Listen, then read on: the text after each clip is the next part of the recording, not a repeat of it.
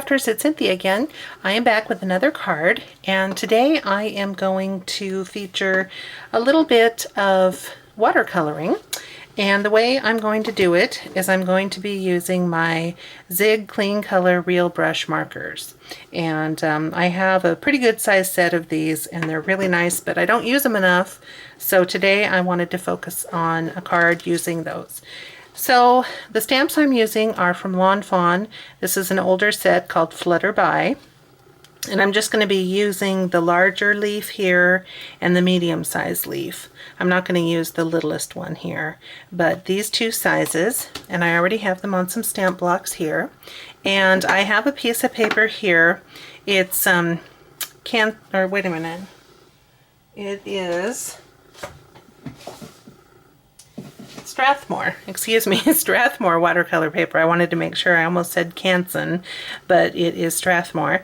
And it's a cold pressed paper, and it has a smoother side and a more textured side. And you can use either side. I think I want to go with the more textured side. And this is currently cut to 6 inches by 4.5, which is larger than I need. But I figured that's okay. I'd rather have a little bit of extra and then trim it down later. So the first thing, I'm going to do my usual treatment. I'm going to use my anti-static bag and just try to remove surface dirt and oils and any potential static.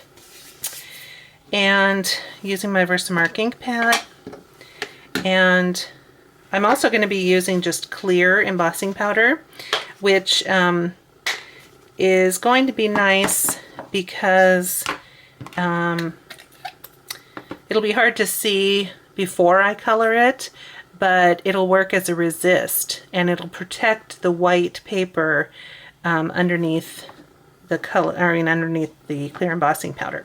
So I'm going to have to I'll go ahead and speed up, but what I'm going to have to do is I'm going to have to stamp and sprinkle powder, stamp, sprinkle powder, just so I can see where I'm going. So I'm going to go ahead and get started, and you listen to the music and enjoy the stamping process.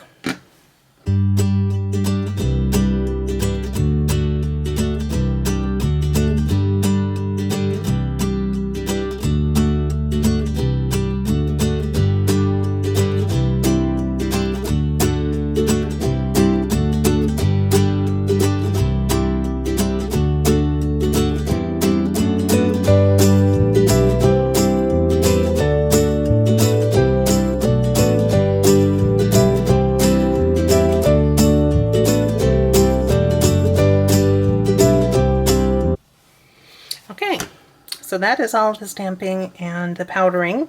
Now I'm going to go ahead and heat up my heat tool and start melting all of this powder.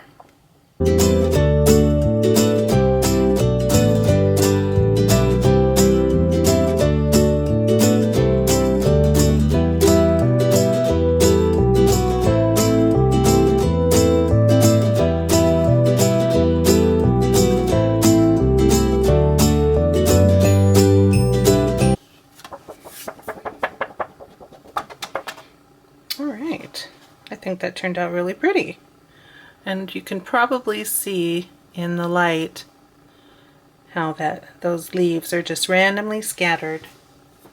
I tried to remain somewhat even, but I definitely wanted it to feel random. Alright, so now I'm going to get my little board, and this is just that heavy-duty cutting board that I picked up at Bed Bath & Beyond.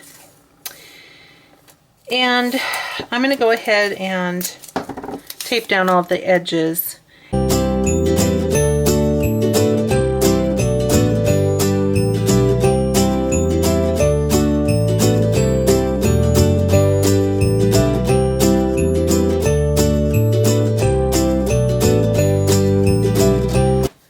So, this technique is something that I've seen other YouTubers doing. It's a little shreddy. Never mind. Anyway, I see other YouTubers doing this, and so I wanted to give it a try as well.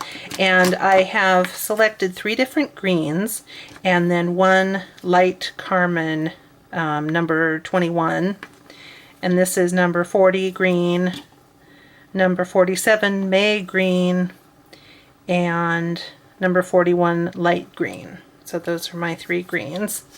So I'm just going to be very loose with this, and I just want to introduce this color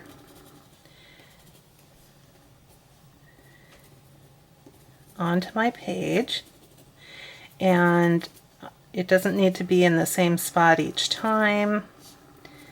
And remember that you're using 3 different, or I'm using 3 different greens.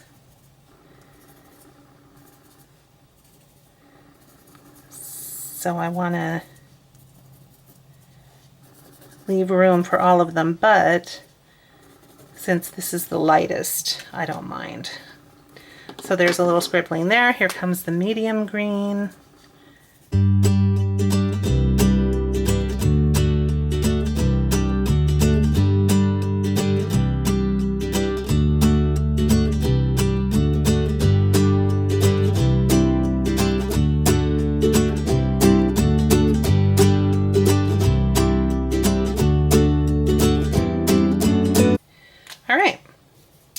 Then I'm just going to take my little spray bottle here of water, and this is just a spray bottle I picked up at the my local drugstore. So I want to get a Tim Holtz spritz bottle, but I haven't done that yet. So I'm going to spritz this.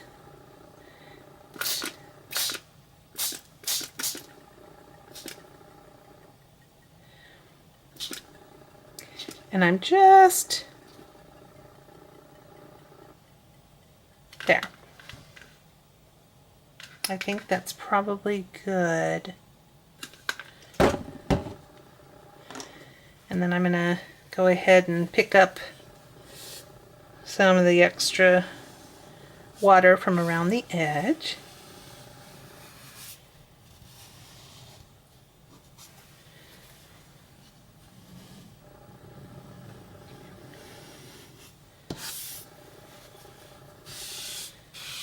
And then I'm going to let this air dry, and we'll come back in a little while and take a look at what it looks like.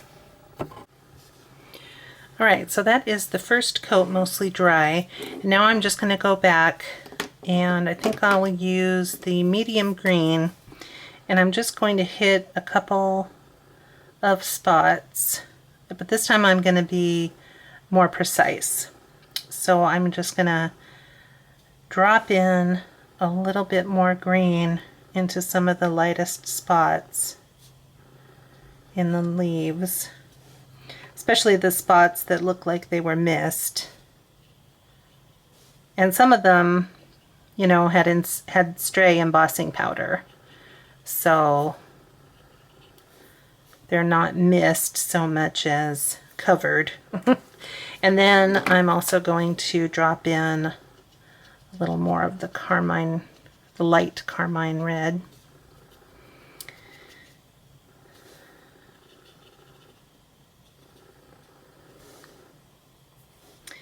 And I don't want to go too crazy. And again, quite a few of the edges will be trimmed down. Alright, so a little bit more spritzing.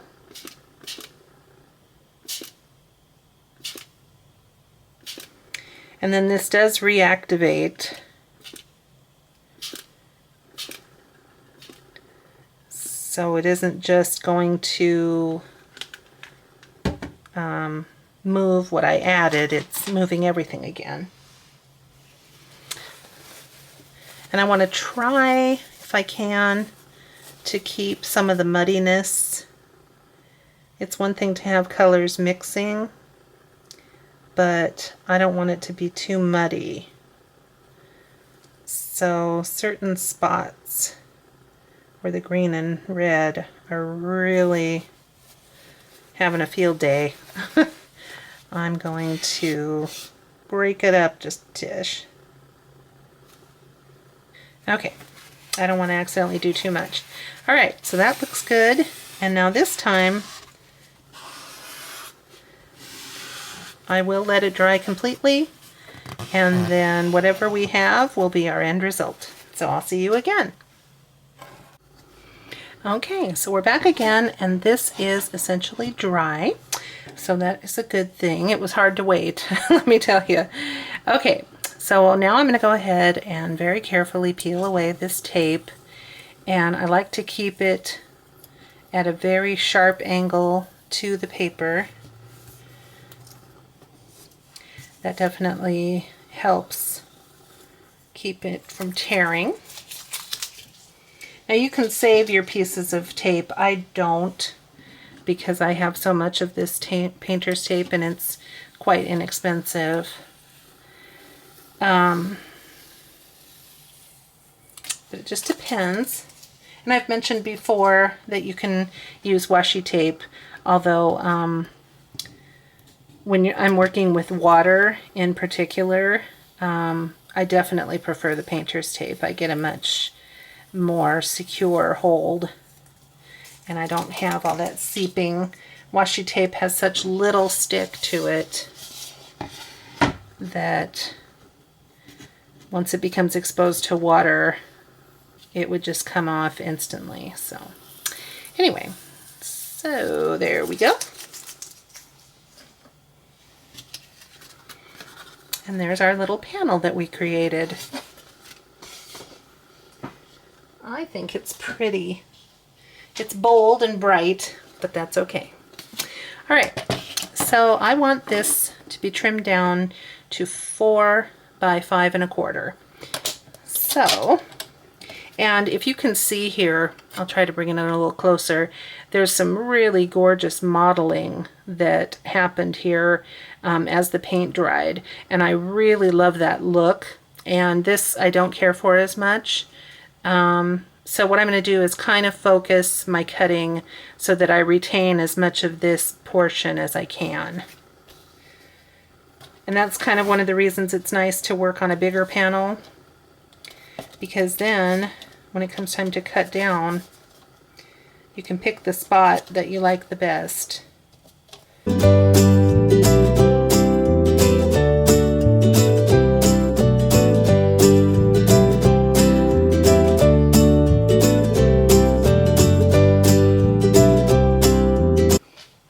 The way that looks all neatened up.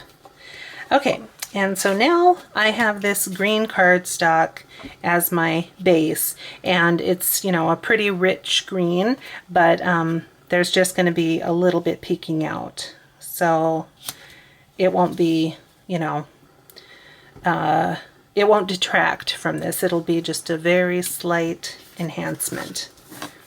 So I want a very good bond, so I'm going to go ahead and use my ATG gun and really get this taped up nicely,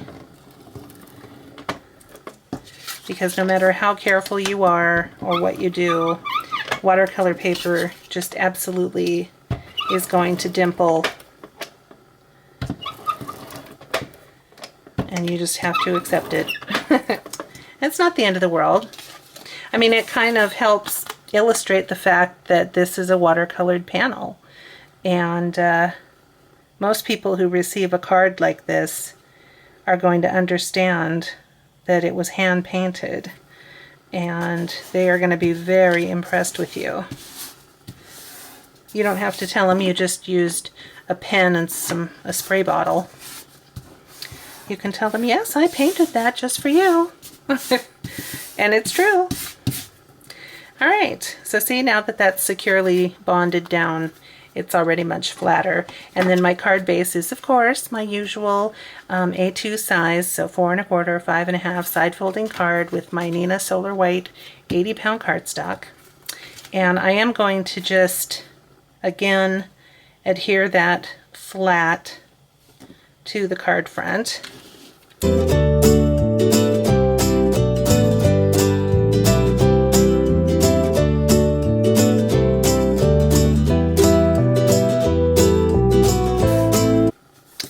Very, very cute. And then, of course, we need our sentiment. So I looked in my drawer and I found my Spellbinder's Delights. the fancy label tags 1, and I picked out the largest of these tags, and when it's cut out it looks like this. It has a very pretty little lacy edge. And I felt like this background deserved something a little more regal than just a oval or something. So I'm going to use a sentiment that is from that same stamp set that the leaves came from, and it says, "You inspire me."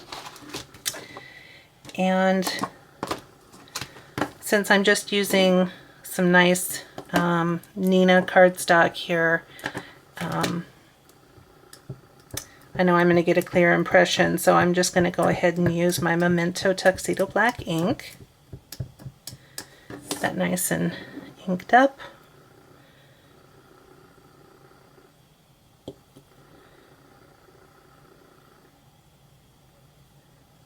There we go. You inspire me. Very cute. Now, the stamp actually doesn't have dots on the eyes. Aha, here's my Sharpie. I think I'm going to go ahead. I don't know why it doesn't, and it's not that big of a deal, but I'm just going to go ahead and add those. All right, now I have a piece of foam tape or foam craft sheet here, and I'm just going to attach it on the back. And since I'm using white and this is the sentiment piece that everyone will be looking at, I just went ahead and used white foam so that there wouldn't be any shadowing, potential shadowing. And then that is just going to sit right there. And I could have it, you know, in various places. I might want to put it up a little bit to the side too. I don't know. That looks pretty.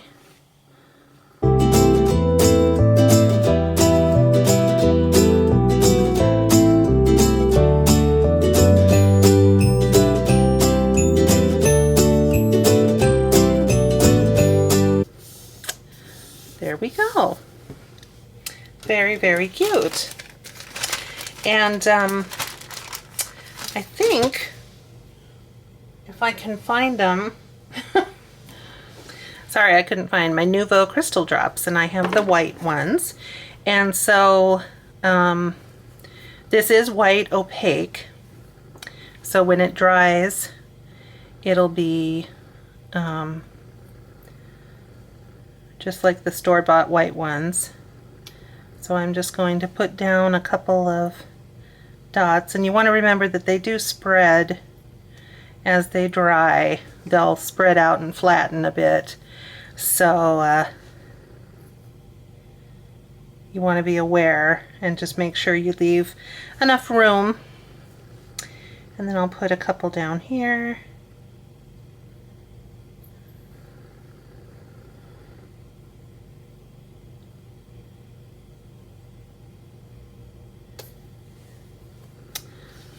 Very cute. Just a little bit of interest to kind of draw your eye out to the edges of the card so that you really pay attention to how lovely that background is. All right. Well, this was an awful lot of fun again. Thank you for joining me. I know this technique is a lot of fun, and you can do this in so many different ways. It's incredible. You can be a lot more precise with your coloring. You saw that I was very random and really quick, and I just wanted a very free-form look to the whole thing, and I think I definitely achieved that. And yet you still get the sense that the leaves are green, and then the background is the only place where that carmine red showed up. So I'm really excited that that turned out nicely, and there's just so many different things that you can do. And of course, in the future I'll be making more cards like this using the same technique, and we'll try different variations together. So thank you again for joining me. If you like this video, please click like. If you want to become a subscriber, that would be wonderful, and then you get to see all of my videos as soon as they come out. So I look forward to seeing you guys again soon, and take care of yourselves. Bye-bye.